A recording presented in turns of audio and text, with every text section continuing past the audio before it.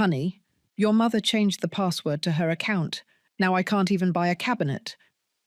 The desperate shout from Diana pierced the phone like a poisoned dagger, landing directly in my son Thomas's ears. I was in the kitchen making coffee when I heard those words that would shake the foundations of our family. 20 minutes later, the front door of my house burst open, and my own son stormed in like a raging tempest. "Mum, give me that damn password right now." He roared as his fists slammed against my face with a violence I never thought he would use against the woman who gave him life. His eyes, once full of filial love, now burned with a blind fury fueled by his wife's manipulative tears. But he had no idea of the consequences that awaited him after that moment, a moment that would mark the end of our relationship forever. My name is Lillian. I am 67 years old, and all my life I have been what people call a hard-working woman with a good heart. Since the age of 15, I dedicated myself to sewing, creating beautiful dresses with these hands that now trembled from the shock of the assault.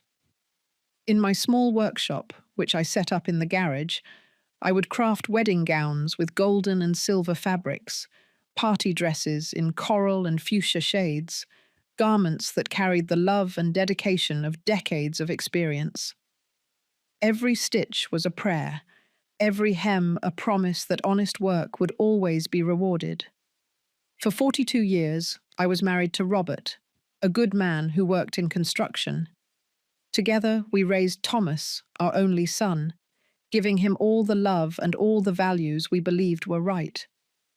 I was respected in the neighborhood. Ladies came to my workshop not only for my skills with the needle, but also for my life advice. "Mrs. Lillian always knows what to say," they would comment as I adjusted their dresses or repaired their husbands' clothes. My reputation extended throughout the area. Mothers of brides traveled from distant towns to have me make the most important dress of their daughters' lives. But at home, especially after Thomas married Diana 3 years ago, my opinion began to be worth less than the dust on the floor. My daughter-in-law arrived with honeyed smiles and sweet words, calling me sweet mummy and hugging me every time we met. At first, I thought I was lucky, that my son had found a loving woman who would treat me like a second mother. How wrong I was. She was an accomplished actress, capable of changing masks whenever it suited her. When Robert died 2 years ago from a sudden heart attack, my world collapsed. Not only did I lose the love of my life, but I discovered something I never imagined. We had more money saved than I thought. Robert had been very discreet with finances, saving every extra penny in an account I did not know about. When reviewing the papers with the lawyer, I learned that I had almost $120,000 between savings and life insurance.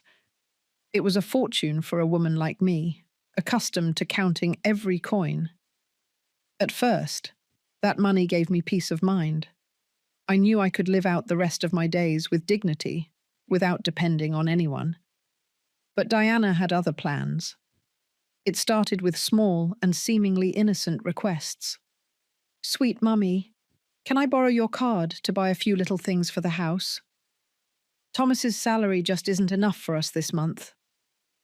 Her eyes would fill with fake tears as she talked about the financial difficulties they faced as a young couple.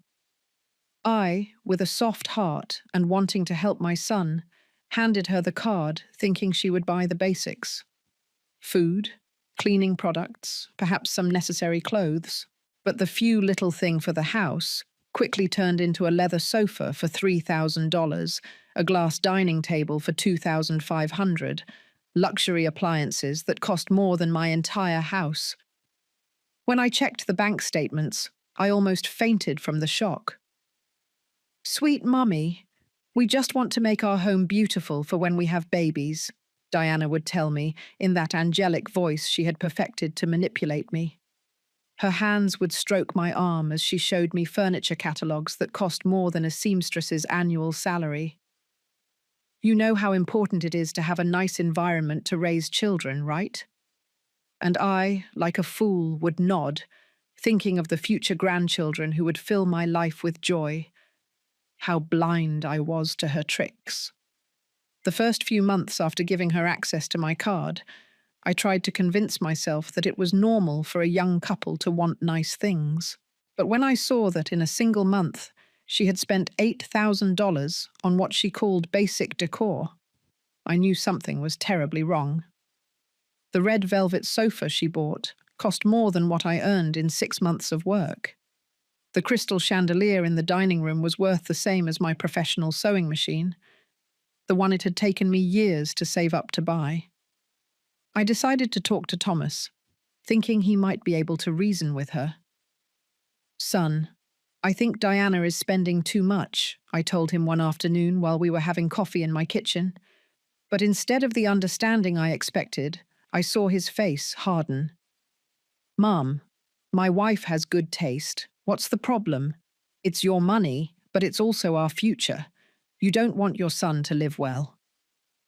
His words hurt me more than any insult.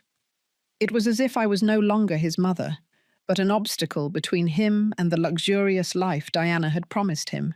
That night, lying in my empty bed, I began to notice other strange details that I had ignored before. Diana always had perfectly manicured nails. She carried expensive designer bags that I recognized because some wealthy clients had shown me theirs. Her clothes were brand new every time I saw her. Silk dresses in golden and silver tones, shoes that sparkled like jewels. For a woman whose husband worked in a warehouse, earning barely $1,200 a month, she was living too well. One morning, while cleaning my workshop, I found a receipt that had fallen out of Diana's purse during her last visit. It was from a very exclusive beauty salon downtown, the same one where the wives of the area's wealthiest businessmen went. The facial treatment she had gotten cost $400. $400 for a single session. The same amount I charged for making an entire wedding dress, working for days. I began to investigate discreetly, reviewing the bank statements more carefully. What I discovered made me tremble with indignation. Not only was she buying expensive furniture, but she had been funding a lifestyle completely beyond their real means. 5-star restaurants appeared on the bills. Luxury hotels where she stayed with Thomas on weekends. Purchases at stores where a simple blouse cost more than many families' monthly rent. But what bothered me the most was discovering that she had been lying about everything. She had told Thomas that I gave her money voluntarily because I wanted to spoil him, when in reality, she took my card without my full knowledge of the amounts. She had created a version of reality where I was the generous mother-in-law financing her whims, while to me, she presented herself as the humble daughter-in-law, only asking for help for the basics. The final straw came when my neighbor, Angela, told me something that broke my heart.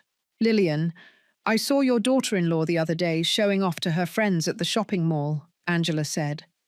"She was saying she had the perfect mother-in-law, who gave her money without asking questions, and that she would never have to work because you supported her like a princess." Angela's words echoed in my head for days. I had become the butt of her friends' jokes, the foolish old woman funding the luxuries of an unscrupulous girl. That same week, I decided to take control of the situation. I went to the bank and changed the password to my account. I also cancelled the card Diana had been using and requested a new one only for myself. The bank employee, an older woman named Martha, looked at me with understanding when I explained my situation. "Mrs. Lillian, you are doing the right thing to protect your savings. I have seen many cases like yours, and they never end well if limits aren't set in time." Leaving the bank, I felt for the first time in months that I had regained some control over my own life.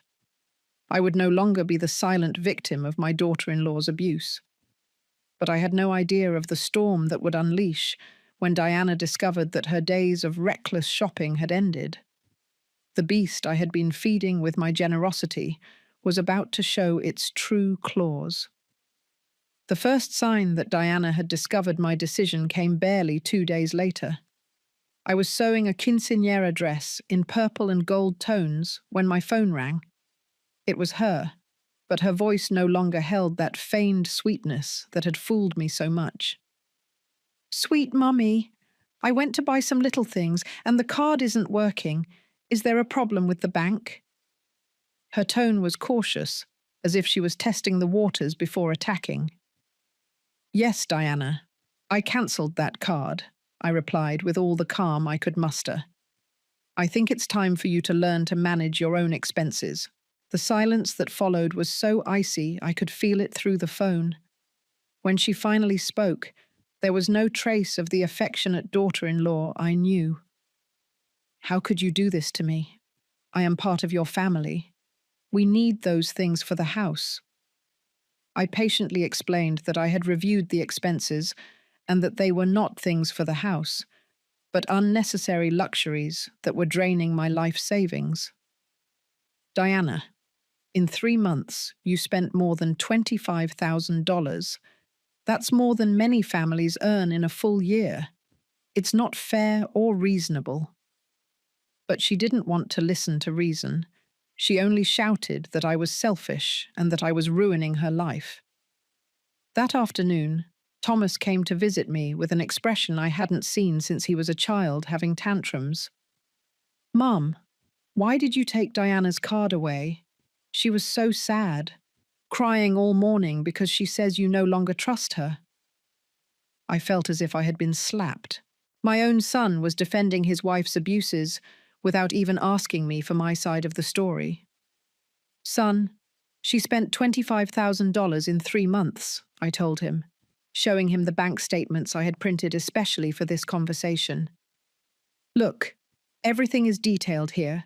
Furniture that costs more than my house, incredibly expensive beauty treatments, restaurants where a dinner costs $300. But Thomas barely looked at the papers before pushing them away with contempt. "Mum, you have a lot of money, and we are just starting our life together. Isn't it natural for a mother to want to help her son? Dad would have wanted us to be happy." Those last words were like a dagger in my heart. He was using the memory of Robert, my dear husband, to justify the systematic theft of our savings. "Your father worked 40 years to save that money," I replied, my voice breaking with emotion. "Every penny represented hours of his life under the sun, building houses for other families while we lived on the bare minimum. That money is not for whims. It's for my old age, for medical emergencies, for having dignity in my last years." But Thomas had already been completely poisoned by Diana. "You are selfish. Mum, you have so much money, and you don't want to share even a little bit with your only family. Diana was right when she said you had become cheap since Dad died." His words were like sharp knives cutting through my soul. The woman who had worked since she was 15 to give him everything was now called cheap by the son she had raised with so much love. For the next few days, the harassment was constant. Diana would call me several times a day, alternating between dramatic pleas and veiled threats.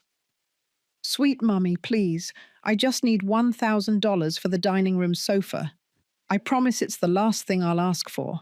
And when I refused, her voice would turn ice cold. "I hope you don't regret this decision, Lillian. Family is the most important thing, and you are destroying ours." She also started sending me pictures of furniture and decorations via text message, accompanied by manipulative captions. "Look how beautiful this dining set would look in our house. Robert would have wanted Thomas to have nice things." Each message was a reminder of how she had managed to turn my son against me, using the memory of my late husband as an emotional weapon. One night, while reviewing the invoices from my workshop to calculate my monthly income, I realized something chilling. Diana's expenses had not only been excessive, but they followed a very specific pattern.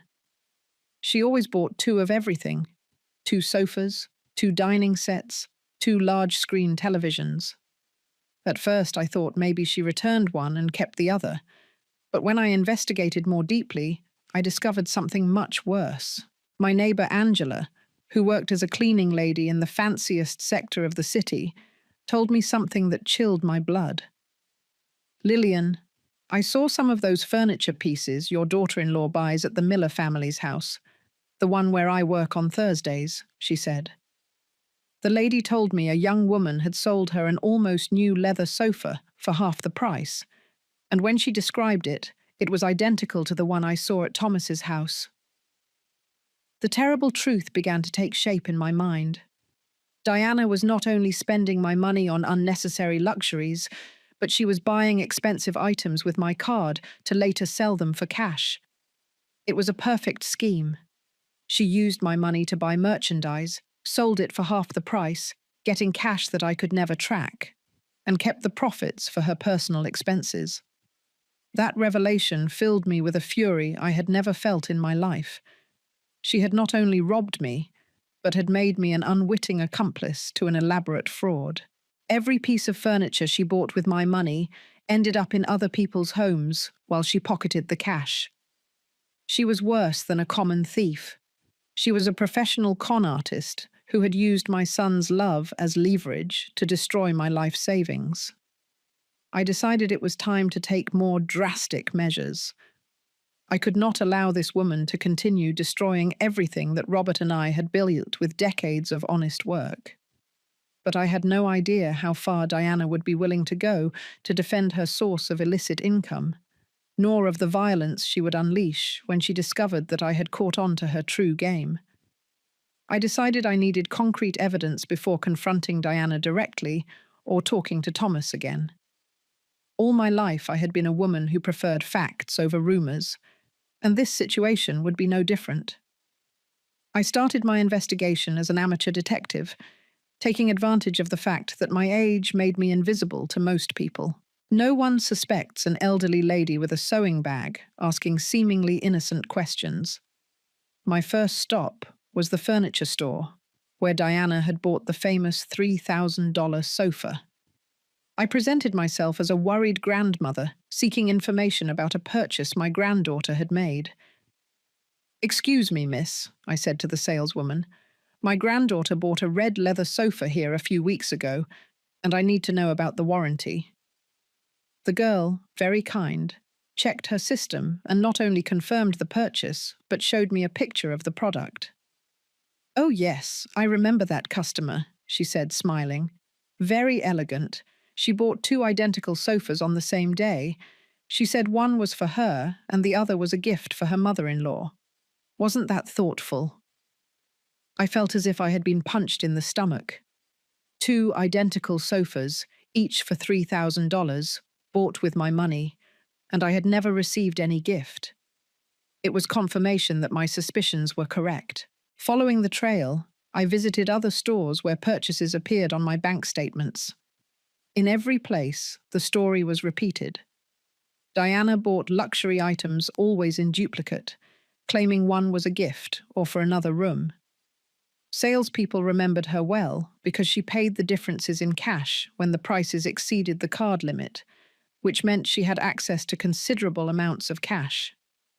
Angela helped me investigate the second-hand market where her niece worked on weekends. "Aunt, there is a young woman who comes every week selling expensive, almost new furniture," Angela's niece told me. "She always says she's moving or changed her mind about the decor. The prices she asks are very good, half of what they cost new, so they sell fast." When she described the seller, I had no doubt it was Diana. Long, wavy hair, always well-dressed, with perfect nails and an arrogant attitude. She says her husband works for a decorating company, and that's why she has access to so much nice furniture, the girl added. Another lie in Diana's arsenal to justify her illicit business. I decided to go personally to the second-hand market the following Saturday. I disguised myself as best I could, wearing a grey wig I had bought years ago for a neighbourhood play and dark sunglasses. I wanted to see with my own eyes how Diana operated her clandestine business.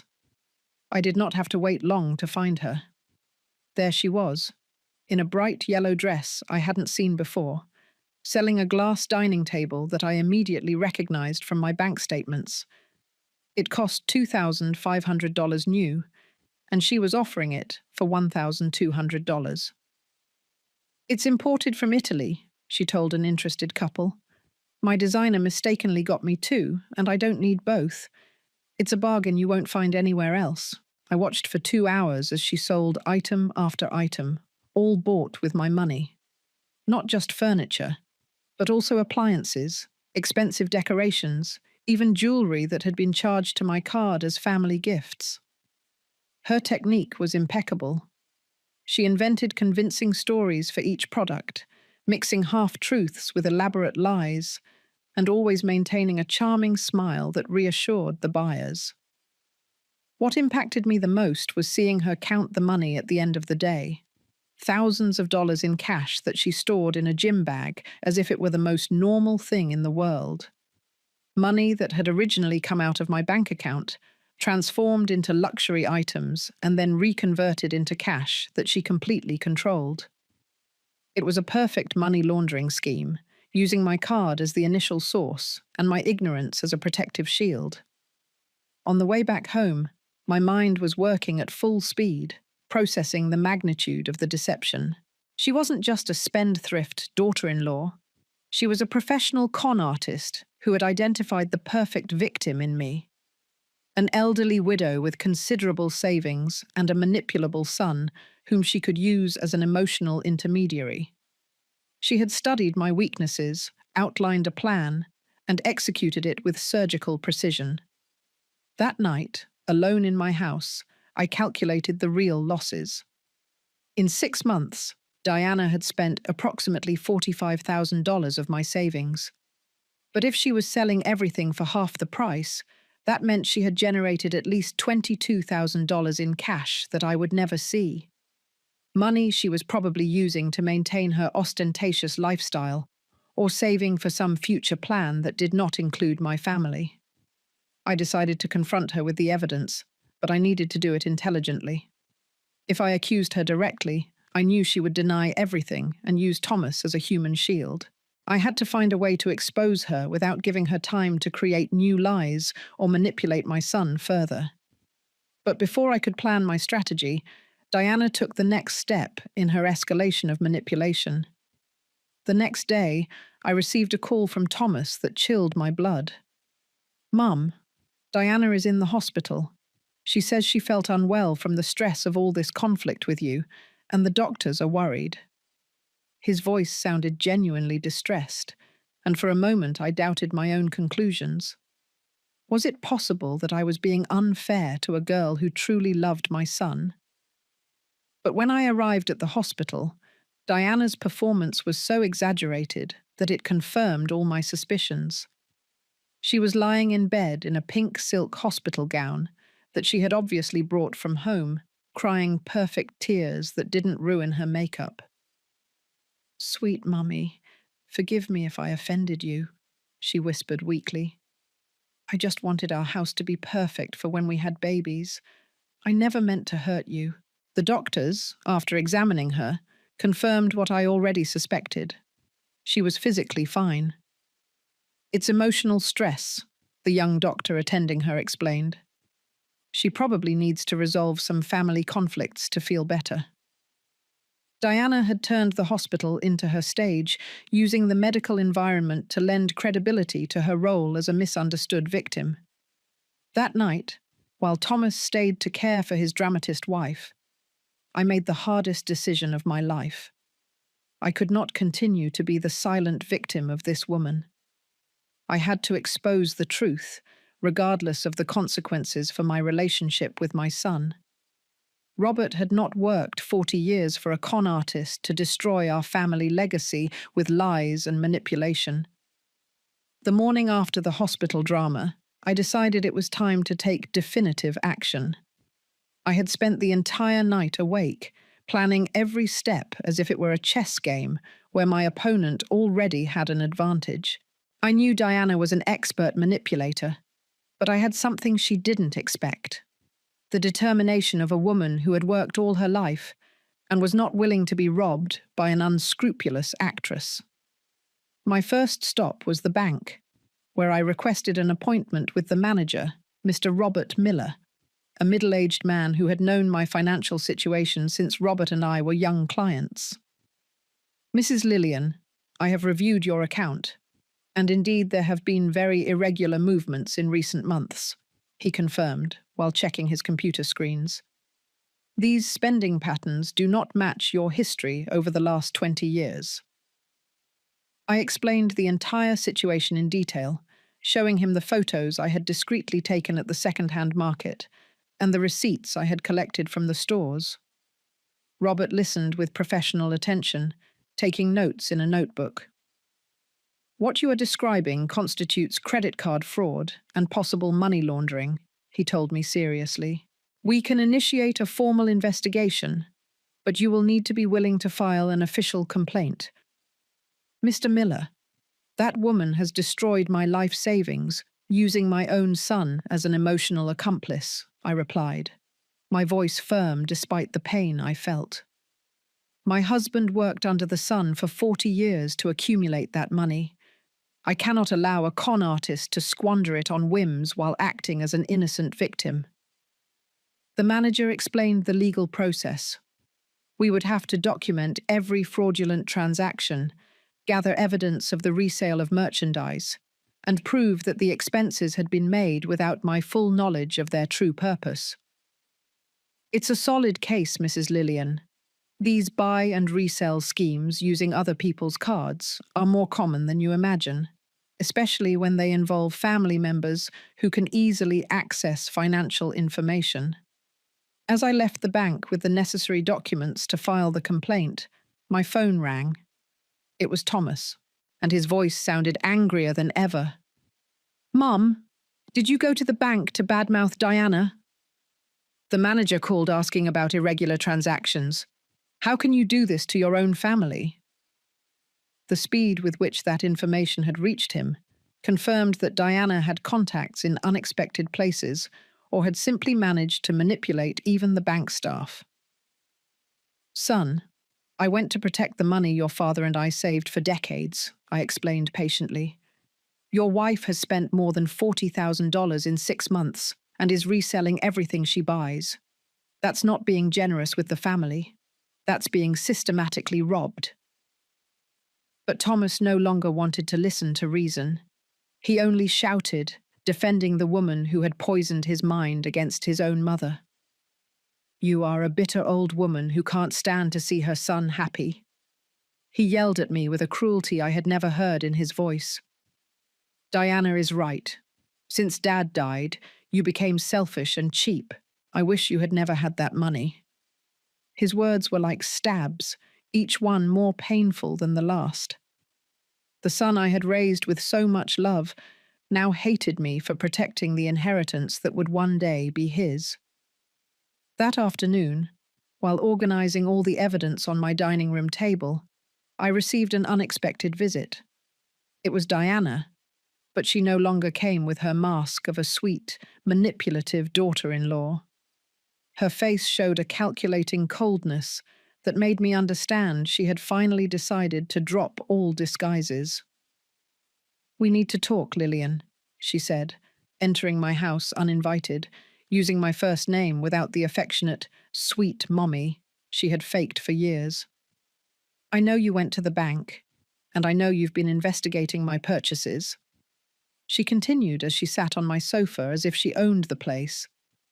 "But before you do something stupid, I want you to understand the consequences of your actions." Her voice had a threatening tone that made my skin crawl. This was the real Diana, the one who had been hidden behind fake smiles and crocodile tears. "Thomas doesn't know anything about my little side businesses," she explained with a smile that didn't reach her eyes. "He genuinely believes all the furniture we bought is in our house, and that you give me money because you love me like a daughter.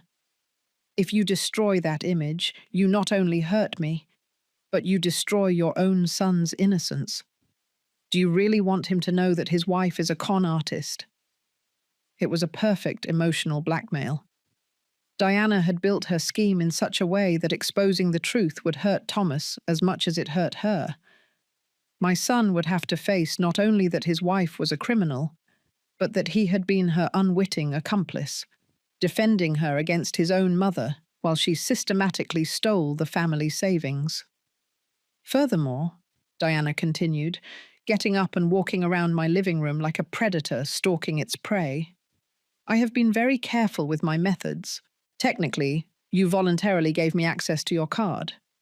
I can prove that every purchase was authorized by you, that I never stole anything directly. In the worst case, it would be a family misunderstanding, not a crime. Her words made me understand that I had severely underestimated her criminal intelligence.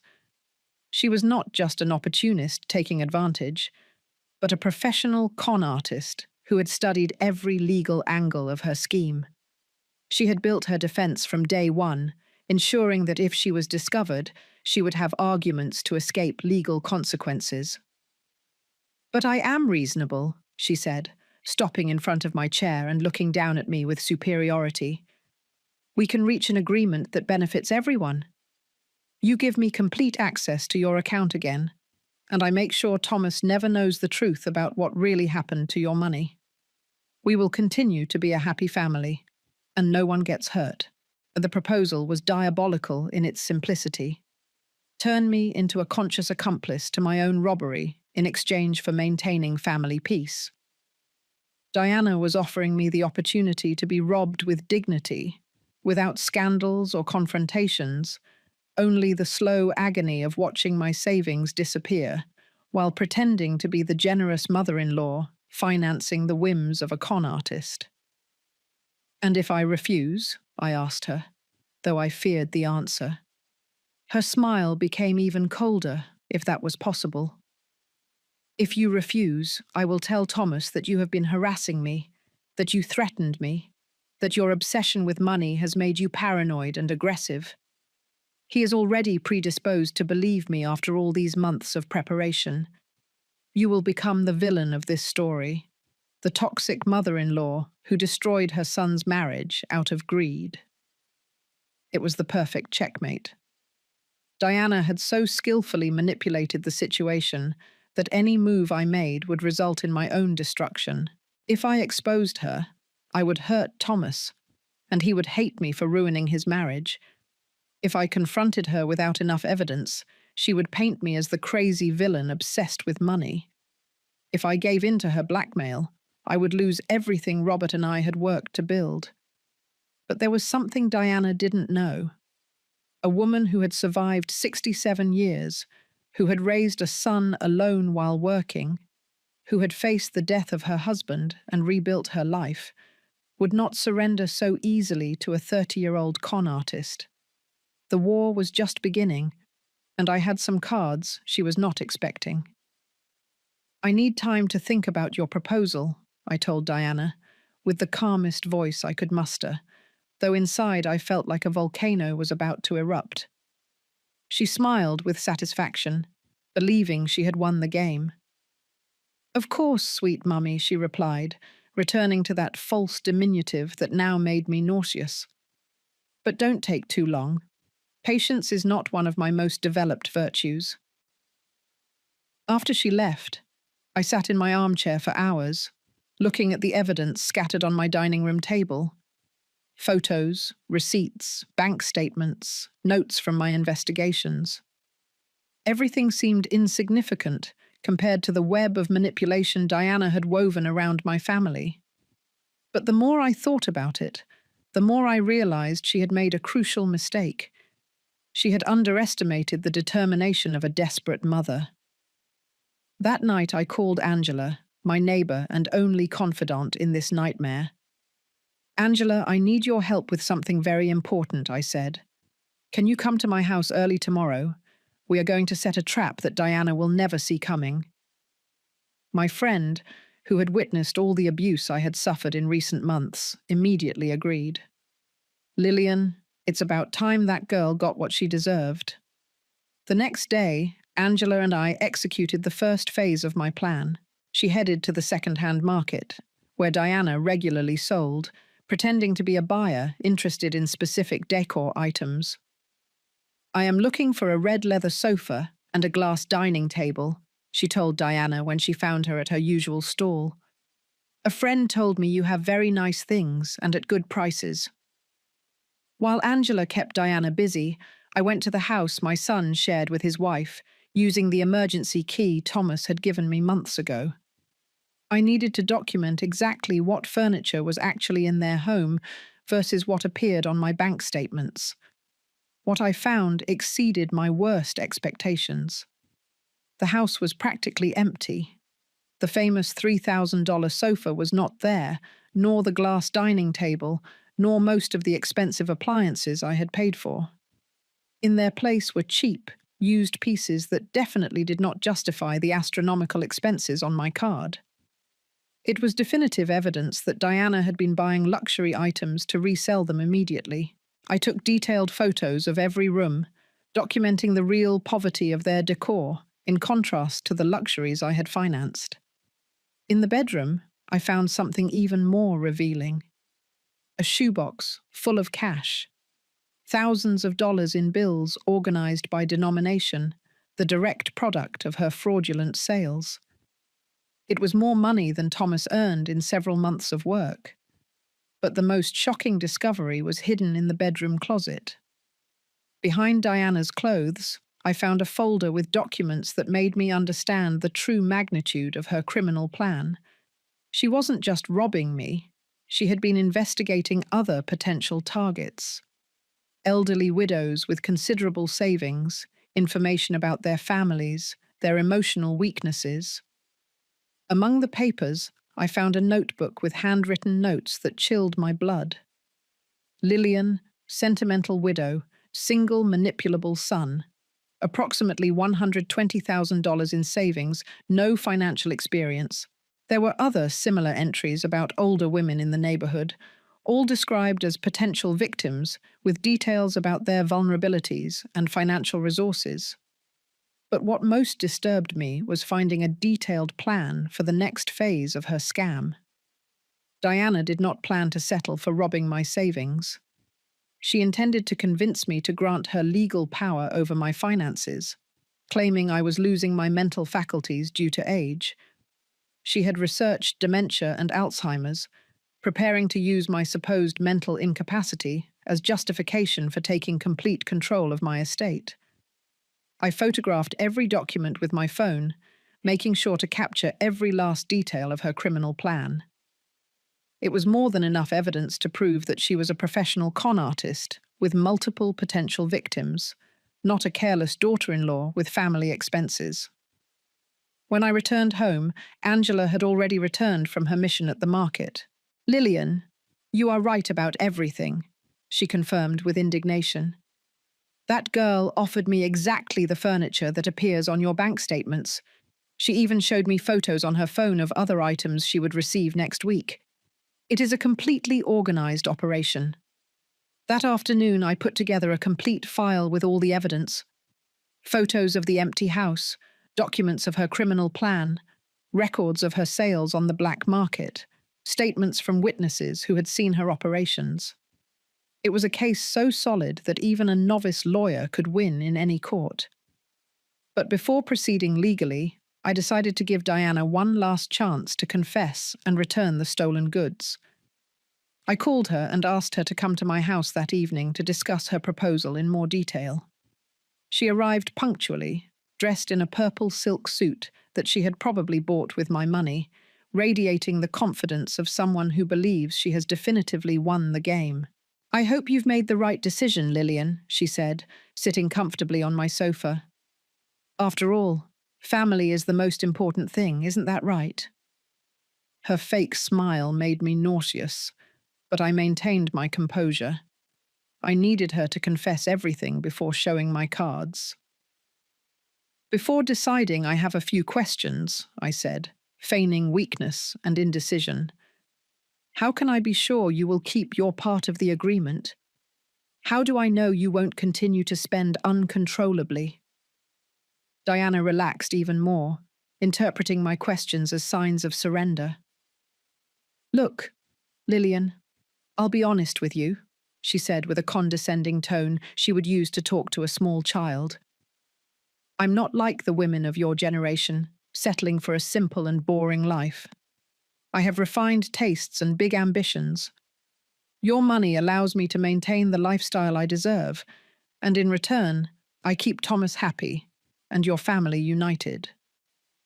And what about all that furniture you buy? I insisted, feigning innocent curiosity. Her smile became even more arrogant. Well, I don't need to keep everything forever. If I sell a few things from time to generate some extra cash, what's the problem? It's money you were going to give me anyway. It was the complete confession I needed. Diana had admitted not only the systematic theft, but also the fraudulent resale, and her completely contemptuous attitude towards me and my money. But I still had one more card to play before revealing all my evidence. What if I died tomorrow? I asked her in a trembling voice. What would happen to Thomas? Her answer confirmed that her plans were even more sinister than I had imagined. Oh, don't worry about that. I've already talked to Thomas about the importance of giving me legal power over your finances, in case something happens to you. He understands that a woman your age needs help managing such large amounts of money. The coldness with which she spoke about my death and the appropriation of my inheritance made me understand that I was dealing with a complete sociopath. Not only did she see me as a source of money, but she was already planning my total replacement in the family finances. It was time to show her that the foolish old woman she had been robbing for months had more up her sleeve than she had ever imagined. Diana, I said, slowly rising from my chair and walking towards the table where I had prepared my arsenal of evidence. There's something I want to show you before I make my final decision. She followed me with her eyes, still relaxed and confident, without imagining that she was about to see her whole castle of lies crumble. I began by spreading out the photos I had taken in her house that morning on the table. Her face gradually changed from curiosity to alarm as she recognized the images of her empty rooms. "What is this, Lillian?" she asked with a tense voice, losing for the first time that arrogant composure she had maintained for months.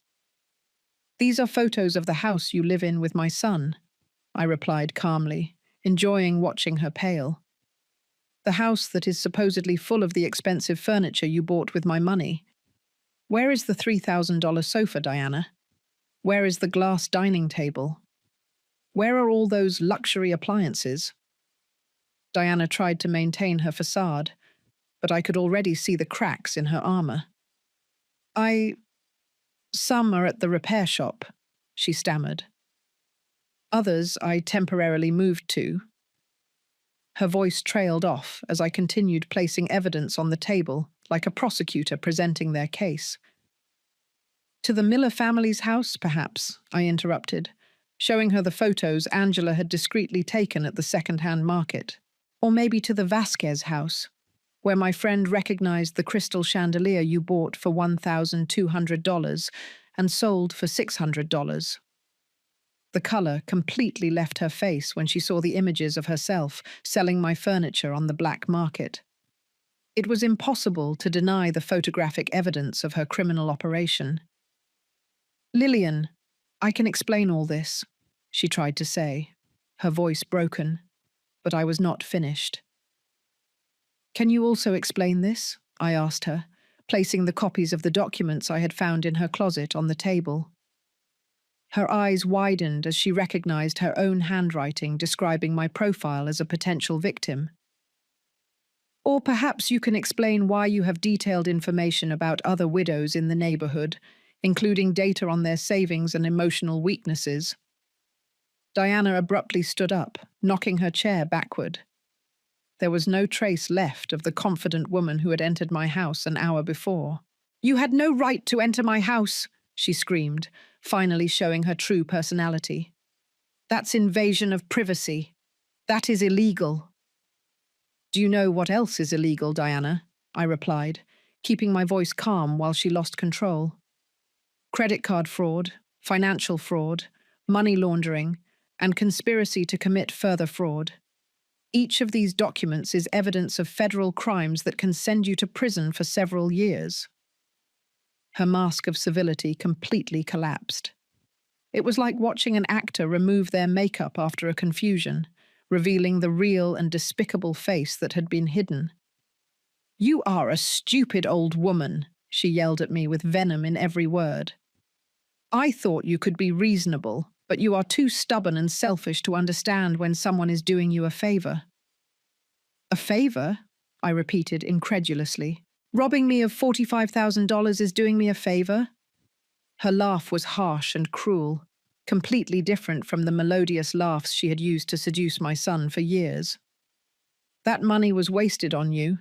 An old woman who lives like a beggar, having a fortune in the bank. At least I put it to productive use, generated jobs, moved the economy. You just had it rotting there like a pathetic miser." Her words confirmed what I already suspected. She did not feel an ounce of remorse for what she had done. To her, I was not a person with rights, but an obstacle between her and the money she believed she deserved. It was the mentality of a complete sociopath, incapable of empathy or moral responsibility. "Besides," she continued with a malevolent smile, "do you think Thomas is going to believe you over me? I've spent 3 years building our relationship, filling his head with stories about how selfish you've become since Robert died. He loves me more than he ever loved you." That last sentence was designed to hurt me in the deepest part of my heart, and it succeeded. But it also gave me the final strength I needed to do what I had to do. "You are right about one thing, Diana," I said, walking towards the phone. "Thomas believes you more than he believes me. That's why I am not going to ask him to choose between us." "What are you doing?" she asked me with increasing alarm as I dialed a number I had written down on a piece of paper. "I am calling the police," I replied simply. "And then I am going to call the district attorney. I have enough evidence to prosecute you for multiple federal crimes." Diana lunged towards me, trying to grab the phone, but I quickly stepped away. "You're crazy! You are going to destroy your own family. Thomas will never forgive you." Her screams became more hysterical as she realized she had lost all control over the situation. "Emergencies. How can I help you?" the operator answered. "I need to report financial fraud and credit card fraud," I said clearly. "I have the suspect in my house right now and complete evidence of multiple crimes." As I gave my address and briefly explained the situation, Diana ran around my living room like a caged animal. "You can't do this to me. I have rights. I am part of your family." But her protests only confirmed to the operator that the situation was real and urgent. "I'm going to tell Thomas that you threatened me," she screamed in desperation. "I'll tell him you physically attacked me, that you are losing your mind." But it was too late for her manipulations. The evidence spoke for itself, and there was no longer any way to twist reality in her favor. When she heard the sirens approaching, Diana did something I never expected. She ran to my kitchen and returned with a butcher knife in her hand. "If you are going to destroy me, I am taking you with me," she screamed, her eyes bloodshot, all her civilized composure completely evaporated. "Diana, put that knife down," I told her, trying to stay calm as I backed toward the door. "You're only making your situation worse." But she was beyond any reasoning, consumed by the rage of seeing her perfect plan crumble. 3 years planning this, 3 years tolerating your boring son and your stupid comments, all for a nosy old woman to ruin everything." She brandished the knife erratically, without a clear target, but clearly dangerous. The knocking on the door grew louder. "Police, open the door!" Diana turned toward the sound with the knife still raised, her mind clearly malfunctioning under pressure. It was the most dangerous moment, when a cornered criminal could make completely irrational decisions. "She's in here," I yelled toward the door. "She has a knife." The sound of the door being forced open was immediately followed by authoritative voices ordering Diana to drop the weapon. Her reign of terror had come to an end, but the consequences of her actions were just beginning to unfold. "Drop the weapon immediately and put your hands where we can see them," shouted the officer who led the group of police who had burst into my living room. There were 3 uniformed officers, all with their weapons drawn and pointing directly at Diana, who continued to brandish the knife with erratic movements and bulging eyes. "She's setting me up," Diana shrieked, not letting go of the knife. "She's a crazy old woman who hates me because her son loves me more than her. This is all revenge." But her hysterical appearance, with disheveled hair and makeup running from tears of rage, contrasted dramatically with my calmness as I remained pressed against the wall, out of her reach. "Ma'am, I need you to put the knife down right now," insisted the senior officer, a man in his 40s with a firm but controlled voice. "We don't want anyone getting hurt here." His training was evident in the calm manner with which he handled the situation, but everyone could see that Diana was on the verge of a complete mental collapse. "I'm not going to jail for this miserable old woman," she yelled, turning the knife toward her own chest. "I'd rather die than let her destroy me." It was a typical theatrical move of her manipulative personality, but the officers could not risk it being a genuine gesture of self-harm. "Diana, please," I said from my corner, trying to use the maternal tone that had worked in the past. "Think of Thomas. He needs you alive, not dead. Drop the knife, and we can resolve everything like civilized people." But my words only seemed to infuriate her more. "Don't talk to me about Thomas. You destroyed everything. He was perfect for my plans, until you became suspicious." Her involuntary confession that she had used my son as a tool for her scams was clearly heard by everyone present, including the officers, who began to exchange meaningful glances. Finally, after several minutes of tense negotiation, one of the younger officers managed to get close enough to disarm her from a blind spot. The knife fell to the floor with a metallic sound that echoed throughout the house, immediately followed by the sound of handcuffs closing around Diana's wrists. "This isn't over," she yelled at me as they cuffed her. "Thomas will never forgive you for this. You are going to die alone and bitter, exactly as you deserve." Her threats and curses continued as they led her toward the patrol car, but I felt a peace I hadn't experienced in months. Detective Ryan Harrison, who had arrived shortly after the uniformed officers, sat down with me on my sofa to review all the evidence I had collected. He was a middle-aged man with clear experience in financial fraud cases, and his professional reaction to my documents reassured me of the solidity of my case. "Mrs. Lillian, this is one of the most complete family fraud cases I've seen in years," he told me as he examined the photos and documents. "Your daughter-in-law was not an amateur. This is a sophisticated criminal operation with multiple potential victims. They are going to prosecute her for several federal crimes." I explained in detail the entire chronology of events, from the first innocent purchases to the discovery of the plan to declare my mental incapacity. The detective took notes meticulously, occasionally asking specific questions about dates, amounts, and witness testimonies. "What do you think your son's reaction will be when he finds out about all this?" he asked me with professional sensitivity. It was the question I had been avoiding facing for weeks, but I knew it was inevitable. "Thomas has been completely manipulated by her for years," I admitted with pain. "He will probably blame me for destroying his marriage before accepting that his wife is a criminal." As if I had summoned him with my words, my phone rang at that moment. It was Thomas, and his voice sounded angrier than I had ever heard it. "Mum, what did you do? The police just arrested Diana. The neighbors called me saying there were patrol cars at your house.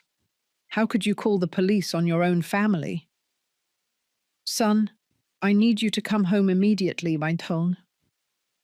I told him with all the patience I could muster. "There are things you need to know about your wife, things that will hurt you but that you need to hear." But he didn't want to hear explanations, only shouted accusations and reproaches. "You are a bitter, vengeful old woman. Diana was right about you.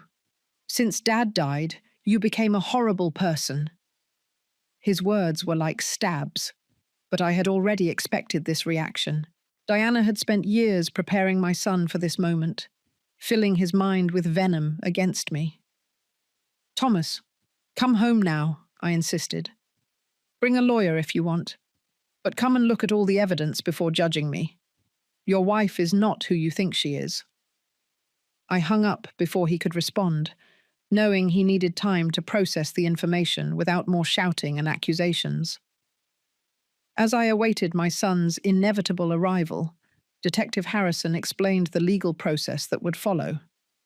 Diana will be charged with credit card fraud, aggravated theft, money laundering, and, after today's incident, threats with a deadly weapon and resisting arrest. She's looking at a minimum prison sentence of 5 to 10 years. "And my money?" I asked, although I already knew that was the least important question in this whole tragedy. "We will have to track all recoverable assets. You will likely recover a significant portion, especially if we can locate the buyers of the illegally sold items." An hour later, Thomas arrived, accompanied by Steve, a young lawyer who worked at the same company where my son was employed. Both entered my house with hostile attitudes, clearly prepared to confront me for what they saw as unforgivable family betrayal. "Mum, you better have a very good explanation for all this," Thomas said, without even greeting me. "Steve says you could go to jail for making a false report against Diana. Do you really want to destroy your whole family for money?" Instead of answering verbally, I simply pointed toward the table where all the evidence was still laid out. "Sit down and look at all this before you say another word," I told them with an authority that surprised even Detective Harrison. "After you see the evidence, you can comment on who is destroying this family." The silence that followed, as Thomas and Steve examined the documents, was one of the longest moments of my life. I could see my son's face gradually change from indignation to confusion, and finally to horror, when he grasped the magnitude of his wife's deception. This cannot be real," Thomas whispered as he read his own descriptions in Diana's plans. "She loves me. She tells me every day. She couldn't have been faking all this time." But the evidence was irrefutable. Every document and every photo told a story of calculated manipulation and systematic theft. Steve, with his legal training, was the first to understand the full implications. "Thomas, this is evidence of an extensive criminal operation. Your wife not only conned your mother, but she was planning to expand her activities to other victims. This could have made you an unwitting accomplice to multiple felonies." It was then that my son finally broke down, all his arrogance and hostility evaporating as he faced the reality that his marriage had been an elaborate sham. "Mum, I didn't know anything about this," he said, his voice broken. "I thought she really loved me. I thought you had changed after Dad's death." "I know, son," I replied, finally reaching out to hug him as I hadn't been able to in months. "She is an expert manipulator. This is not your fault." But I knew that the emotional wounds of this betrayal would take years to heal, if they ever healed completely. Diana's trial began 6 months after her arrest, and throughout that time, my son Thomas had been undergoing a painful process of personal reconstruction. The sessions with the therapist I recommended helped him understand how he had been systematically manipulated, but seeing his self-esteem shattered was almost as painful as having been robbed by his wife. "Mum, how could I not have noticed?" he would constantly ask me during our weekly conversations we had established to rebuild our relationship. "I lived with her every day. How could I have been so blind?" It was a question that had no easy answer, because Diana had been an accomplished actress who had studied every weakness of my son to exploit it. During the pre-trial investigation, we discovered that I had not been her first victim. Investigators found evidence that she had conned at least 3 other older women in different cities using the same method, seducing vulnerable men to gain access to their widowed mother's finances. She was a serial predator who had perfected her technique over years. The district attorney, a man named Alan Stevens, explained to me that my case was the most complete they had against her. Mrs. Lillian, thanks to the evidence you collected, we can prosecute for the full range of crimes. Without your meticulous investigation, she probably would have escaped with a minimal sentence, claiming it was a family misunderstanding. The day of the trial, I sat in the front row of the courtroom, wearing my best coral-colored dress, the same one I had worn to Robert's funeral. I wanted to show dignity and strength, to represent all the elderly women who had been victimized by predators like Diana.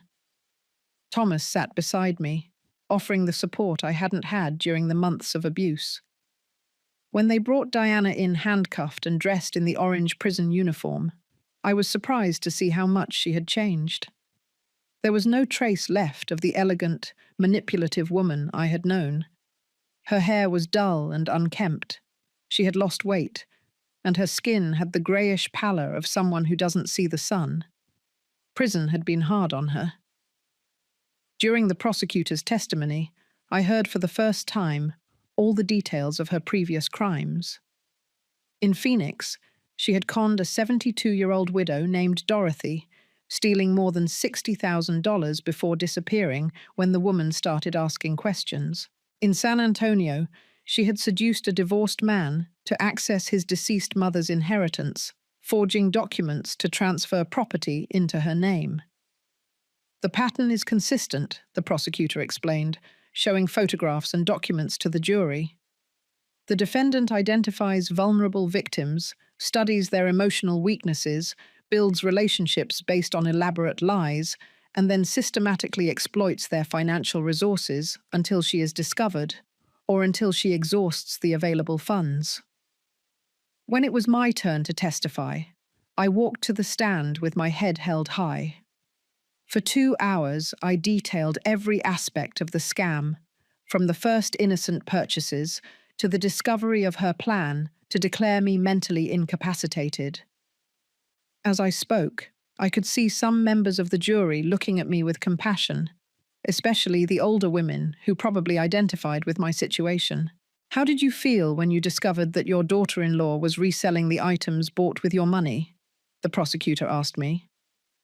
I felt betrayed, not only financially, but emotionally, I answered in a clear voice. This woman not only stole my life savings, but she destroyed the trust I had in my own family and poisoned the relationship with my only son. Diana's defense tried to paint her as a victim of circumstances, claiming she had grown up in poverty and that her actions were motivated by economic desperation.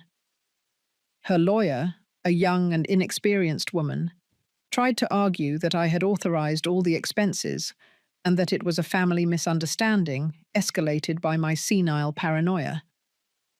But when they presented the evidence of her previous victims and her detailed plans for future scams, it became clear that there was no desperation, but criminal calculation.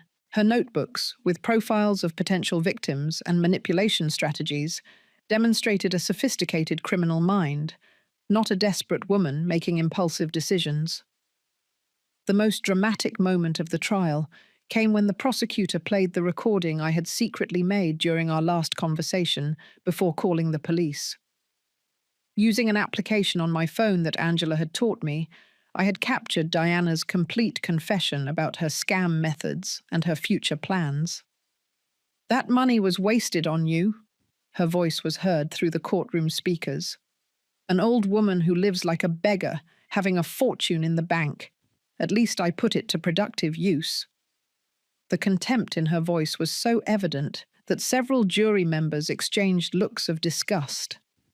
When it was time for Diana to testify in her own defense, her performance was pathetic compared to the masterful manipulations she had used with me. She tried to cry and appear vulnerable, but she had lost her magic touch. The lies she told were easily refuted by the evidence, and her occasional arrogance seeped through her victim mask.